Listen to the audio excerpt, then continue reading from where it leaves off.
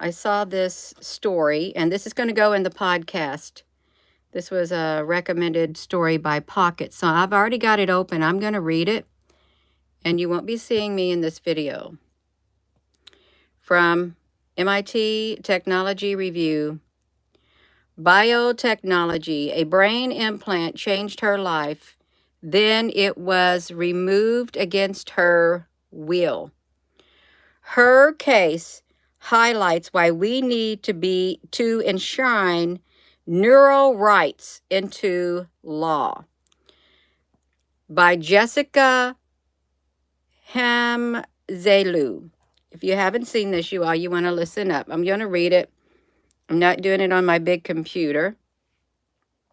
This was written 2 days ago. They need to enshrine neural rights into law. That's what they want to do. So sticking an electrode in a person's brain can do more than treat a disease. Take the case of Rita Leggett, an Australian woman whose experimental brain implant changed her sense of agency and self. She told researchers that she became one with the device. Yeah, listen to Gina, honey. Now I got to turn this light on because she became one. I wasn't going to get back on here. I wasn't even going to show my face, but now I got to show my face, and I'm going to read it. You can watch my face. She became one with the device. The case of Rita, an Australian woman whose experimental brain implant changed her sense of agency and self. She told researchers that she became one with her device.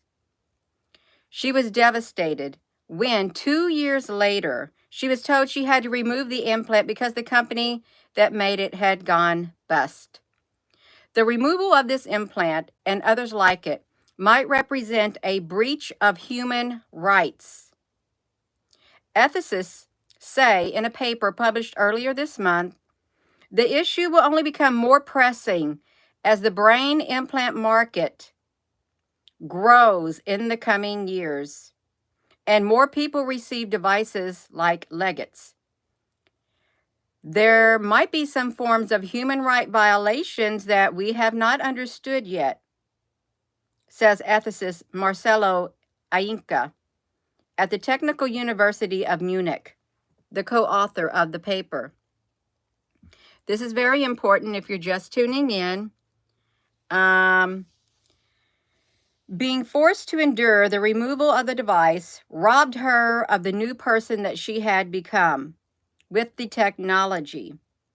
Ainca and his colleagues wrote, the company was responsible for the creation of a new person. As soon as the device was explanted, that person was terminated. Leggett received her device during a clinical trial for brain implant designed to help people with epilepsy. She was diagnosed with severe chronic epilepsy when she was just 3 years old and routinely had violent seizures. The unpredictable nature of the episodes meant that she struggled to live a normal life, said Frederick Gilbert, the co-author of the paper and the ethicist at the University of Tasmania, who regularly interviews her. She couldn't go to the supermarket by herself, and she was barely going out of the house, he says. It was devastating. Leggett was recruited by the clinic for the clinical trial when she was 49 years old, says Gilbert. A research team in Australia was testing the effectiveness of a device designed to warn people with epilepsy of upcoming seizures. Recordings were sent to a device that trained an algorithm to recognize patterns preceding a seizure. A handheld device would signal how likely a seizure was to occur in the coming minutes or hours. A red light indicated an imminent seizure, while a blue light meant a seizure was very unlikely. For example, Leggett signed up and had the device implanted in 2010. Human-machine symbiosis. Human machine symbiosis. While trial participants enjoyed varying degrees of success, the device worked brilliantly for Leggett.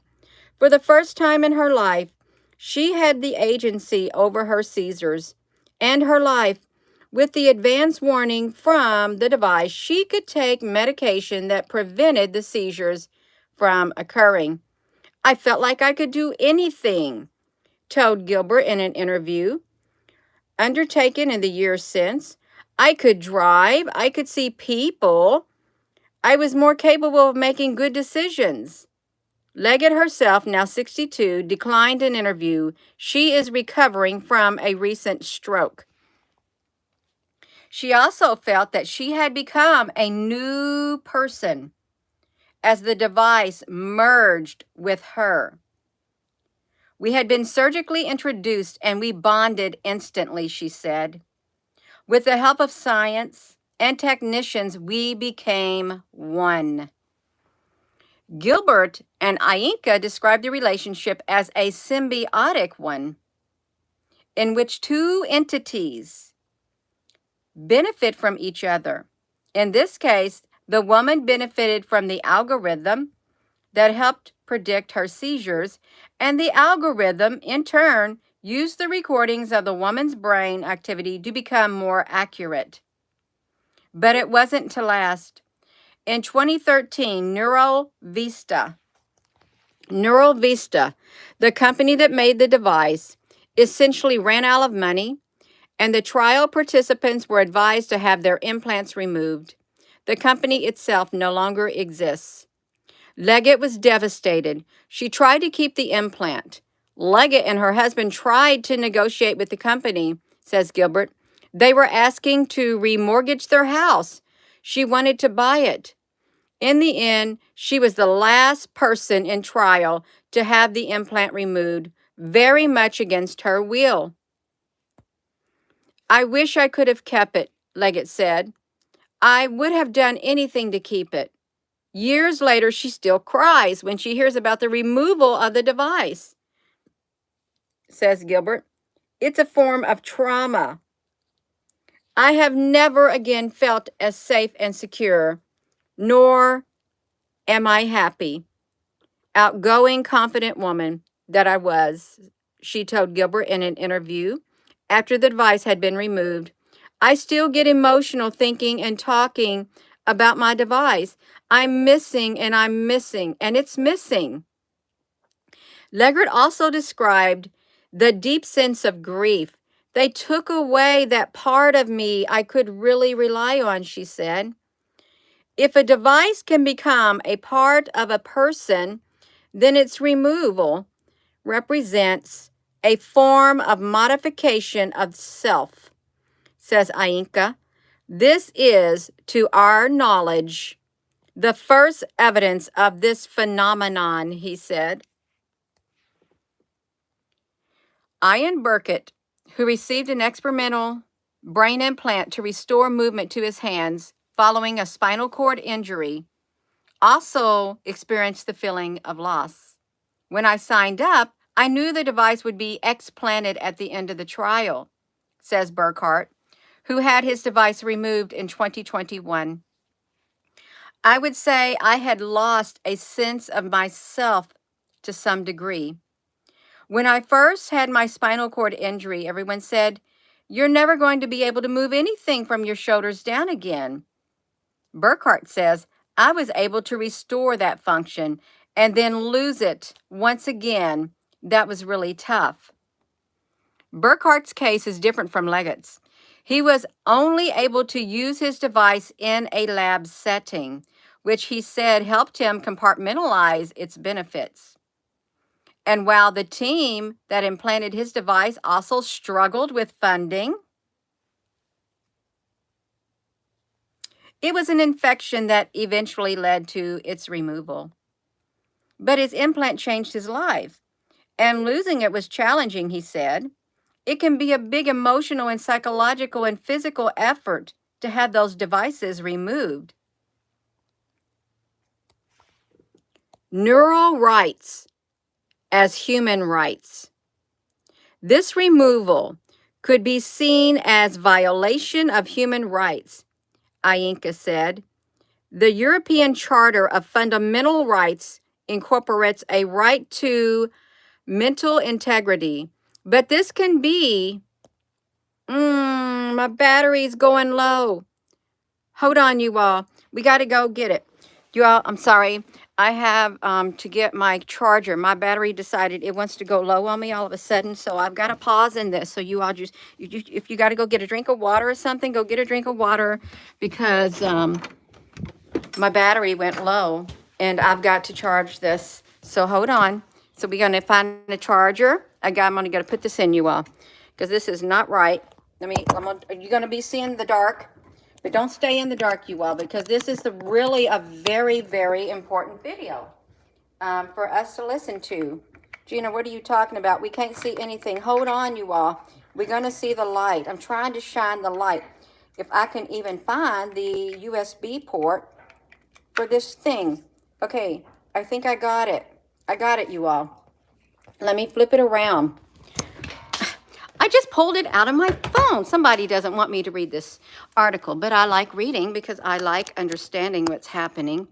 Okay, so we're back in business. You just hold on. You go get you a drink of water. Do whatever you're going to do. This is going in my podcast. I have a podcast where I'm reading things like Story Time with Gina. And it may be my Story Time with Gina.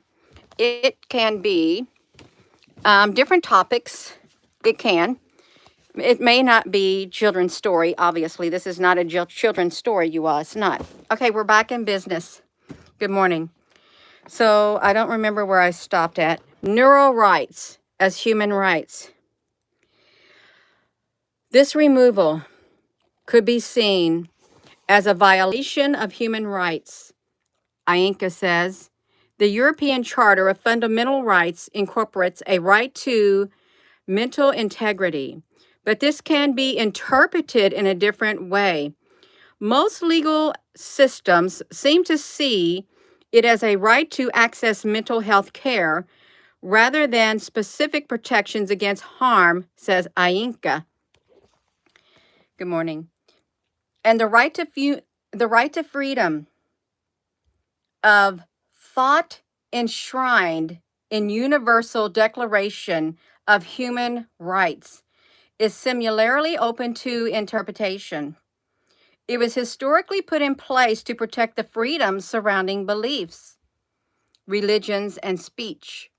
But that can change, says Ainka. Rights are not static entities. He said he is among ethicists and legal scholars investigating the importance of neural rights. Neural rights. The subset of human rights concerned with the protection of the human brain and mind. Some are currently exploring whether neural rights could be recognized within established human rights or whether we need new laws.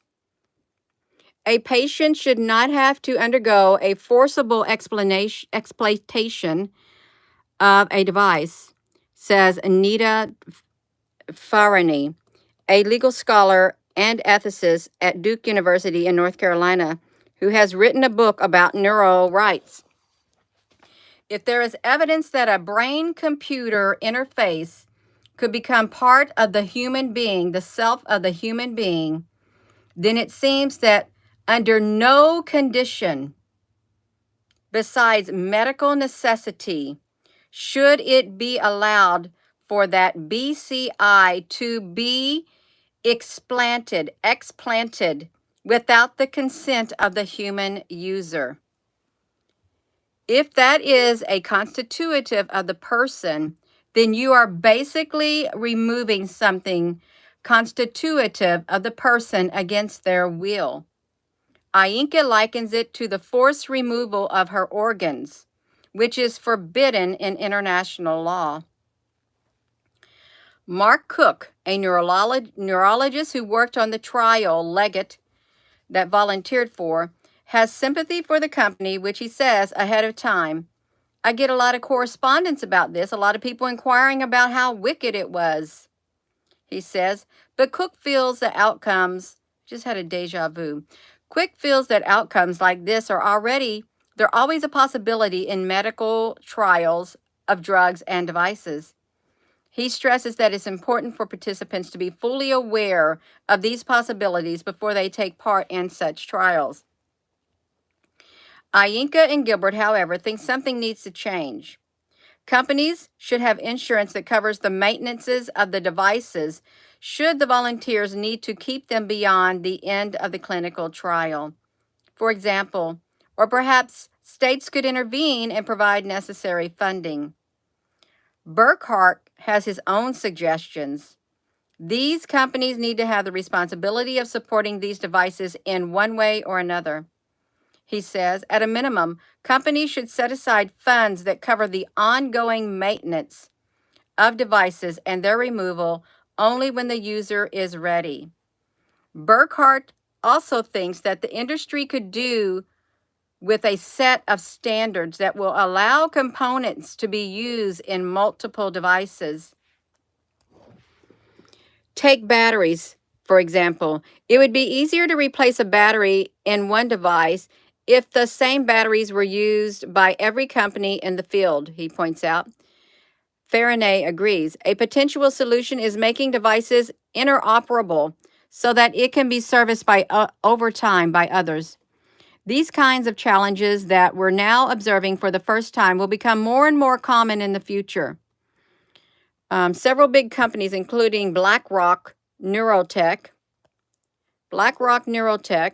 and Precision Neuroscience, are making significant investments in brain implants technology and as a search for a brain-computer interface on an online clinical trial registry, which gives more than 150 adults results.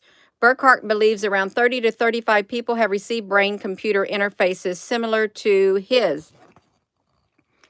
Leggard has expressed an interest in future trials of brain implants, but her recent stroke will probably render her ineligible for current studies. Since the trial ended, she has been trying various combinations of medicines to help manage her seizures. She still misses her implant.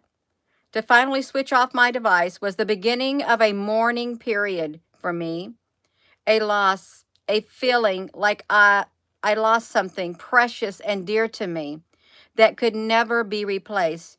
It was part of me. So this is an article. This is going to go to Storytime with Gina. This is what happened. She was involved in a clinical trial at the age of 49 when a brain implant changed her life, and then it was removed against her will. And there might be some forms of human rights violations that we have not understood yet. She became one with the technology, she said. One with the technology. We became one. She became one with it.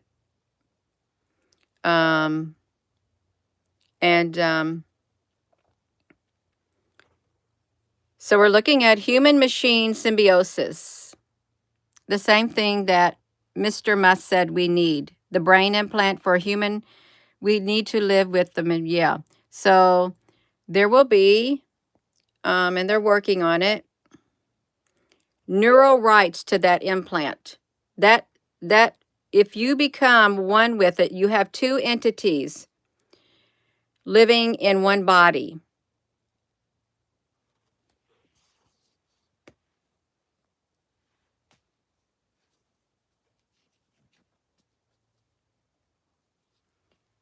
Technology can be used for good, and it's very beneficial. This was clearly able to help this woman. And what was done to her was not right.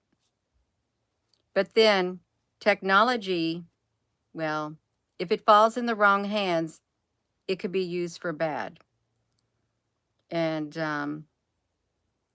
there will be rights given to the technology, neural rights to exist inside of the human because they have two in one. You're going to have a human-machine symbiosis. She was involved in the trial in 2010. 2010. So I don't know if a brain implant is considered as a class 3 device. Do we have any neurosurgeons in here? Do we have any medical experts? Could you classify a brain implant as a class 3 device? Well, I'll just type it in myself.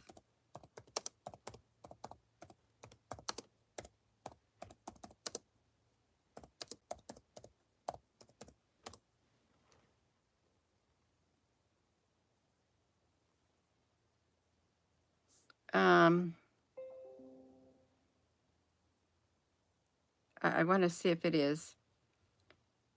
I know this is a podcast.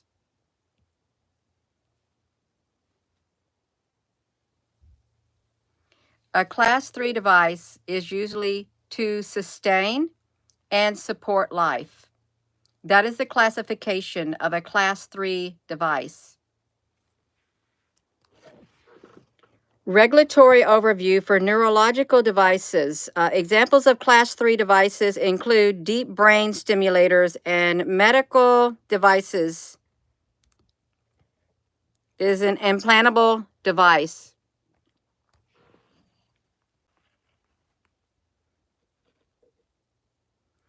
Class 3 devices they have been written into law.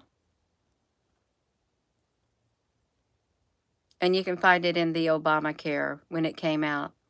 Implantable class 3 devices was inserted in there because I read the whole entire thing.